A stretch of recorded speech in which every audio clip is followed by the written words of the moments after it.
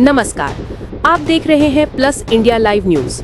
दक्षिण गुजरात के वांसदा तालुका के सीड़धई गांव से एक बड़ी खबर सामने आई है। यहां चक्रवात और तेज तूफान ने भारी तबाही मचाई है। पूरा गांव बुरी तरह प्रभावित हुआ है और आदिवासी समाज के कई लोग घर विहीन हो गए हैं। मुख्य रूप से पशुपालन से अपना गुजर बसर करने वाले इस समाज पर मानो आसमान टूट पड़ा हो। हालात इतने खराब हैं कि गांव के लोगों को भोजन और रहने की भी समस्या का सामना करना पड़ रहा है। इस बीच आसपास के गांव के सरपंच और स्थानीय अग्रणी लोग तुरंत मदद के लिए आगे आए हैं। 5 से 7 गांव के सरपंचों ने मिलकर सीड़धई गांव के सरपंच से संपर्क साधा और खाने पीने की सुविधाएं जुटाने का प्रयास किया है। घटना की गंभीरता को देखते हुए मामलतदार, टीडीओ, प्रांत अधिकारी और स्थानीय विधायक भी मौके पर पहुंच गए हैं।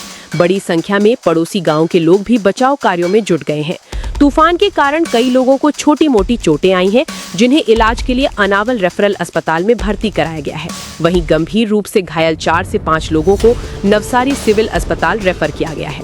फिलहाल प्रशासन और स्थानीय लोग मिलकर राहत और बचाव कार्य तेजी से चला रहे हैं।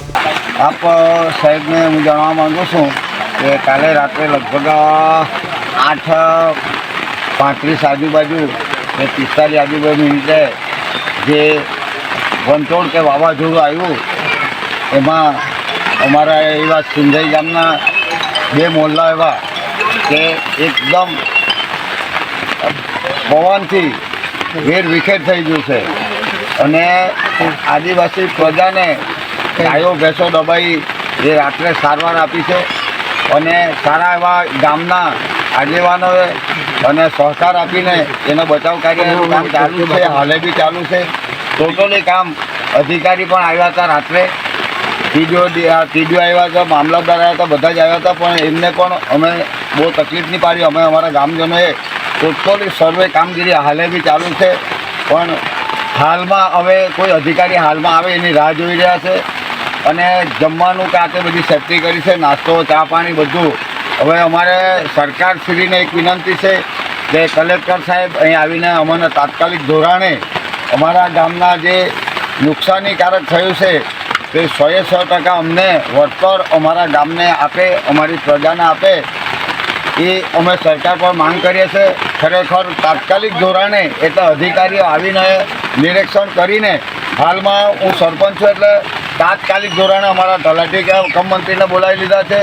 અમે તાત્કાલિક ધોરણે આખી રાત અત્યાર સુધી ઊંઘ્યા પણ નથી। અમે જાગૃત કરીને આખા મોહલ્લાને ચા પાણી નાસ્તા કરીને બધી સેવા આપતા છે। હાલે બી અત્યારે કામગીરી કરવાનું છે, સફાઈ અભિયાનનું કામ કરવાનું છે, તો અમારા અધિકારી આવીને અમારું નિરીક્ષણ કરે કે ભાઈ આટલી નુકસાની છે, કે એ નુકસાનીની ભરપાઈ કરવાની થોડી ખાતરી આપે અને કલેક્ટર સાહેબ કે આતે આવીને અમને એમ કે આ સફાઈ કરો, તો એ દરમિયાન અમે રાહ જોઈએ છે। અમને 9 વાગ્યાનો અધિકારીએ ટાઈમ આપ્યો છે। પ્રાંત સાહેબ રાત્રે આવેલા હતા, હાલે તલાટી આવ્યા છે, અત્યારે કોઈ ટીડીઓ કોઈ આવે એવી અમે અપેક્ષા રાખીએ છીએ। અને સરકારશ્રીને તો મુખ્યમંત્રી સુધીની હું અપેક્ષા રાખું છું કે અમારે ત્યાં કોઈપણ સંજોગે કોઈક મોટા મંત્રીને મોકલીને તાત્કાલિક ધોરણ 6 મહિના સુધી ગામ ઊભું થાય એવું નથી। આ 2 મોહલ્લા ગામજનોએ સહકાર પર ગામમાં બીજી તકલીફ નથી, પણ 2 મોહલ્લાની બહુ મોટી તકલીફ છે। એ મોહલ્લાનું નામ આપણે હાલે ઉભેલા એ દુતાળામાં પડ્યું છે અને અગાઉ મારું જ ઘર છે એટલે સરપંચના ફળિયામાં જ હોરીમોરા ફળિયાનું નામ છે। ત્યાં ઘણી એવી ખાસી નુકસાની ત્યાં પણ છે, અહીંયા પણ 100% નુકસાની છે। અને પશુપાલનને હવે ચારા કે ખાવાનું એ લોકોને પણ તકલીફ છે અને માણસો માટે અત્યારે પણ હાવ ઓરવા પાથરવાથી લઈને ઘર પર કંઈ તાલપત્રી મૂકવાની કાતે અમે સેફટીની કંઈ આગળ કાર્યવાહી કરીએ છીએ। અમારા નેતાને કહે છે કે 500-600 તાલપત્રી મોકલે અને તાત્કાલિક ધોરણે છાપરા પર મૂકીએ તો આ બચ્ચા માટે, ગાયો માટે કે બાળકો માટે સારી રીતે રાતના ઊંઘી શકે। હાલે વરસાદ તમે જોવો છો એટલો વરસાદ પડે છે કે વરસાદમાં અમને કામ કરવાની બી તકલીફ પડે છે, પણ છતાંય અમે કામ કરવા તત્પર છે। અમને એમાં તકલીફ નથી, પણ અમને કોઈ ઉપરથી સરકાર તાત્કાલિક ધોરણે અમને પગલાં લઈ આજે બપોર સુધીમાં 12-1 વાગ્યા સુધીમાં કોઈ અધિકારી, મામલતદાર, પ્રાંત કે કલેક્ટર તાત્કાલિક નવસારીથી આવે અને એવી અપેક્ષા રાખીએ કે તમને પણ કહ્યું કે તાત્કાલિક તમે જે કોઈ મીડિયાવાળા આવ્યા છે એ તાત્કાલિક સરકાર સુધી પહોંચાડે, એ જ મારી નમ્ર અરજ છે સરકારશ્રીને। અને મારા ગામજનોને અભિનંદન છે કે અમને સરપંચ તરીકે તમે બહુ સહકાર આપ્યો છે, એટલે સર્વોને અભિનંદન બધાને।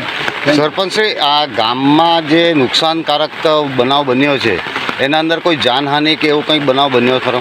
સાહેબ, જાનહાનિ કોઈ થઈ નથી, પણ નાની મોટી થોડી એવી તકલીફ પડી કે જે વાવાઝોડા વંટોળ આવવાથી કે જેથી ગભરાઈ ગયા છે. નવસારી સિવિલમાં મોકલાયા છે. સિવિલ સર્જનને પણ ડૉક્ટરને ફોન કરીને કીધું છે રાત્રે કે તાત્કાલિક ધોરણે એના કામ કરો, પણ એમને ડૉક્ટર અમને એમ કીધું છે કે કંઈ તકલીફ જેવી નથી, પણ ગભરાયેલા છે એટલે સારું છે. સીટી સ્ક્રીન પર થઈ છે. આજ ફળિયાને એક બાળકને થોડું ગભરાટ થઈ ગઈ, એક દાદી હતી એમને થયું છે. આવી રીતે 2-3 જણા નાની મોટી ઈજા થઈ છે, પણ જાનહાનિ કોઈ નુકસાની થઈ નથી. એટલે એ કુદરતની મહેર થઈ છે કે અમારે માટે એ બહુ સારું કહેવાય. નહીં તો આજે આટલા આવા વંટોળામાં અમને ધારો કે કંઈ થાતે તો બહુ મોટી મુસીબત આવે, પણ એટલું મુસીબતથી કુદરતે ટાળ્યા છે અમને. એટલે ઉપરવાળાને બી પ્રાર્થના કે વરસાદ રહી જાય ને માતાજીના નોરતા ચાલે છે તો માતાજીના પ્રાર્થના કરી. અમારું ગામ આખું પ્રાર્થના કરે છે કે વરસાદ રહી જાય તો સારું. કારણ કે નાના બાળકોને લઈને ક્યાં જશે આટલા દિવસ? અમને 6 મહિના લાગશે ગામને ઊભું કરતા, 2 મોહલ્લાને ઊભા કરતા. ગામજનો સહકાર બધો. હાલ બચાવ કાર્યમાં કઈ કઈ ટીમો આવી છે? બચાવ કાર્યમાં અમારા ગામના ટીમો આગેવાનો છે. મને આજુબાજુ ગામના સરપંચે થોડોક સહકાર આપ્યો છે કે આવીને અમે કામ કરવા તૈયાર છે.